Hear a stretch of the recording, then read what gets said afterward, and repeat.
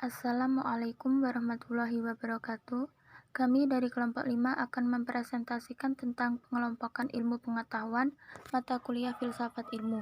Dosen pengampu Bapak Saiful Mujab. PPT disusun oleh Vina Amalia Nurusifa, Faridatul Murtakiyah, dan Nabila Yumna Yusrina. Klasifikasi atau penggolongan ilmu pengetahuan mengalami perkembangan atau perubahan sesuai dengan semangat zaman.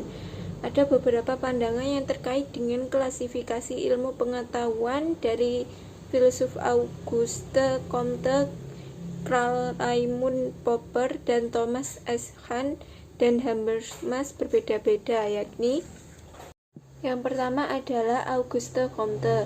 Pada dasarnya, penggolongan ilmu pengetahuan yang dikemukakan Auguste Comte sejalan dengan sejarah ilmu pengetahuan itu sendiri, yang menunjukkan bahwa gejala-gejala dalam ilmu pengetahuan yang paling umum akan tampil terlebih dahulu, kemudian disusul dengan gejala-gejala pengetahuan yang semakin lama semakin rumit atau kompleks dan semakin konkret.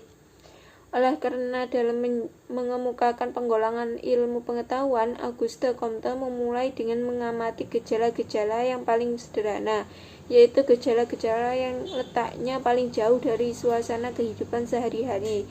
Urutan dalam penggolongan ilmu pengetahuan Auguste Comte sebagai berikut.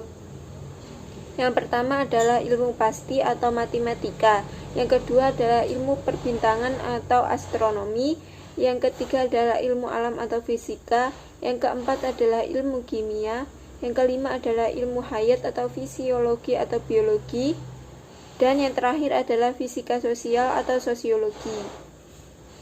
Dua adalah menurut Karl Raimund Popper. Menurut Karl Raimund Popper, sistem ilmu pengetahuan manusia itu dapat dibedakan menjadi 3 dunia, yaitu dunia 1, dunia 2, dan dunia 3, di mana isi dunia 1 merupakan kenyataan fisik dunia, sedangkan dunia 2 adalah kejadian dan kenyataan psikis dalam diri manusia, dan dunia 3 yaitu segala hipotesa, hukum, dan teori ciptaan manusia dan hasil kerjasama antara dunia 1 dan dunia 2, serta seluruh bidang kebudayaan, seni, metafisik, agama, dan lain sebagainya. Menurut Popper, dunia 3 itu hanya ada selama dihayati. Dalam studi yang sedang berlangsung, membaca buku, dalam ilham yang sedang mengalir dalam diri peran seniman dan penggemar seni yang mengandaikan adanya sesuatu kerangka. Popper, dunia 3 itu mempunyai kedudukannya sendiri. Dunia 3 berdaulat, artinya tidak semata-mata begitu saja terikat pada dunia 1, tetapi sekaligus tidak terikat juga pada subjek tertentu.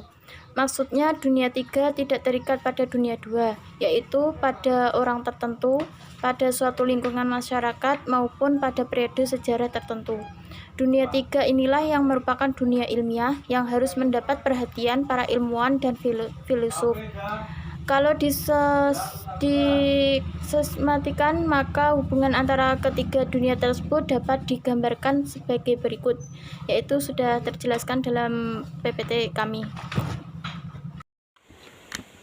Yang ketiga adalah pendapat Thomas S. Kuhn.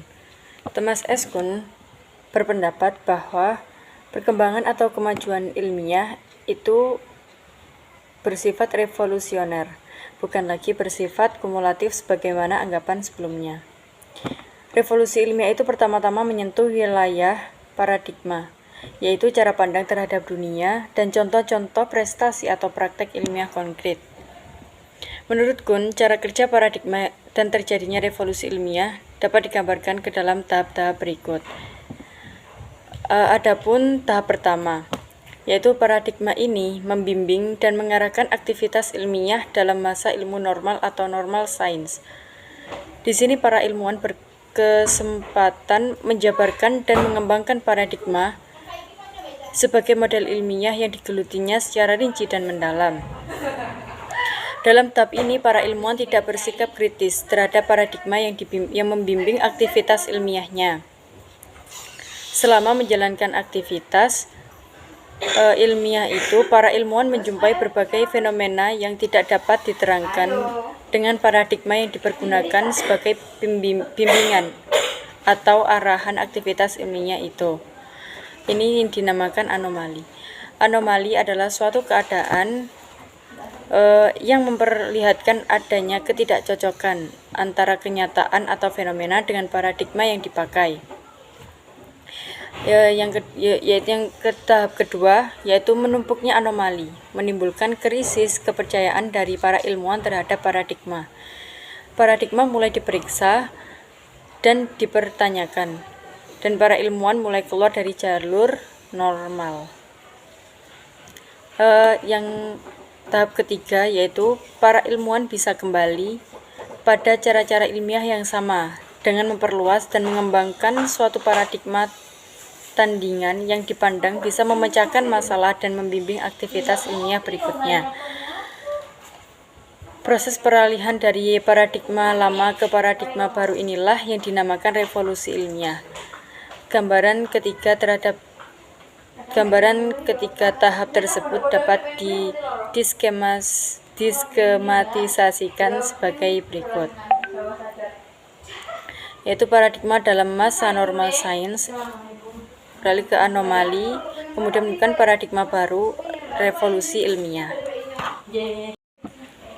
Yang selanjutnya adalah pengelompokan ilmu pengetahuan menurut Jürgen Habermas. Pandangan Jürgen Habermas tentang klasifikasi ilmu pengetahuan itu sangat terkait dengan sifat dan jenis ilmu pengetahuan yang dihasilkan serta akses kepada realitas dan tujuan ilmu pengetahuan itu sendiri. Dalam hal ini, Ignaz Claden menunjukkan 3 jenis metode ilmiah berdasarkan sifat dan jenis ilmu seperti yang terlihat dalam tabel berikut ini. Ignaz Claden menunjukkan pandangan Habermas tentang ada 3 kegiatan utama yang langsung mempengaruhi dan menentukan bentuk tindakan dan bentuk pengetahuan manusia, yaitu kerja, komunikasi, dan kekuasaan. Kerja dibimbing oleh kepentingan yang bersifat teknis, sedangkan interaksi dibimbing oleh kepentingan yang bersifat praktis, dan kekuasaan dibimbing oleh kepentingan yang bersifat emansipatoris. Ketiga kepentingan ini mempengaruhi pula proses terbentuknya ilmu pengetahuan, yaitu ilmu empiris analitis, ilmu historis hermeneutis, dan ilmu sosial kritis atau ekonomi sosial dan politik. Sekian presentasi dari kelompok kami, kurang lebihnya mohon maaf. Bila ada pertanyaan dan sanggahan, mari kita diskusikan di dalam forum. Kurang lebihnya mohon maaf. Wassalamualaikum warahmatullahi wabarakatuh.